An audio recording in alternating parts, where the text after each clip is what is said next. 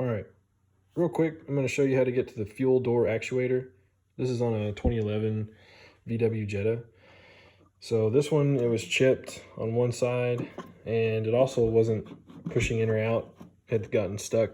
Just squirted some WD-40 on it, and it actually took a day to finally pop out, but we'd already ordered the part. So we're going to replace it. You're going to want to get the fuel door off, obviously, first.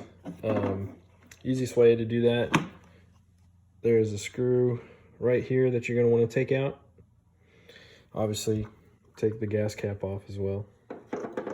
Once you get that screw loose, it's going to be sitting in there. There's two clips on the top. They're same on the bottom. And while it's in there, easiest way I found to do it was I just got some gloves on and I grabbed it right here and I kind of pulled this way and outward because there's a part that sits inside. So just grab it and pull it and you'll get these tabs off. Kind of have to work it. So see, that comes out. Now, there's this hose that's attached. You can leave it attached. You can also pull it out. It's just a little rubber stopper that keeps it in there.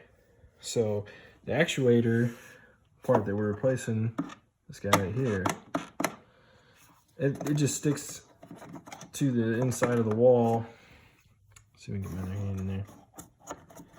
It's got, see, those little tiny tabs just slide right in. So once you get it to where you need to get it off, we're going to come around to the back and I'll show you how to get the backing out to get to it.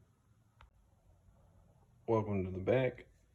Got the actuator out so you can see it. Got it here.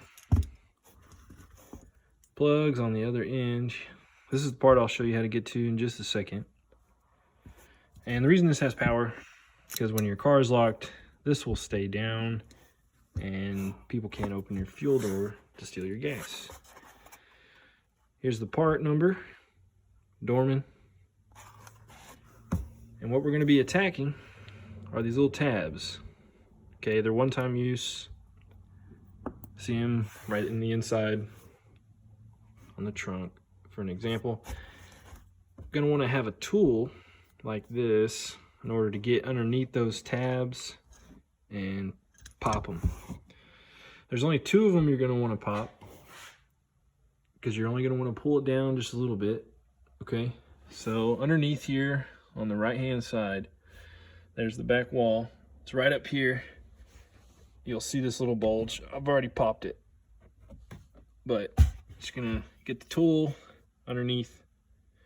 Work it pretty good. I mean, they don't come out for nothing really. And so the other one, right to the right. Okay, you're gonna see this one first. That one's gonna stay. And here's the other one. You already see the hole for it. This goes back up in here. So it's just right behind this one on the other side of this bar. It's kind of hard to get to. You had to work it from up here and then work it from down here whenever I got it a little further out. It's kind of easier to take it when you're prying those out and twist it side to side instead of levering motion like that. It's kind of easier to prime like that, and then you can start using that lever. Once you get that loose, or get those two off of there, you can reach right up in here and you're just going to want to pull this down. Okay, and right away you can almost see it. Yeah, I can get better light. Right down there, there's the plug right there.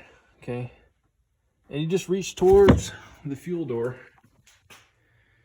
and you'll feel this little rubber stopper right here, and just follow it down and there's the plug. So that's pretty much it. Just do everything in reverse.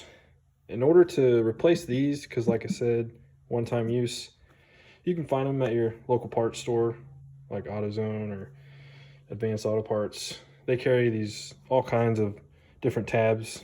You might not find the exact ones, I don't know yet, but there's already holes. You can get creative.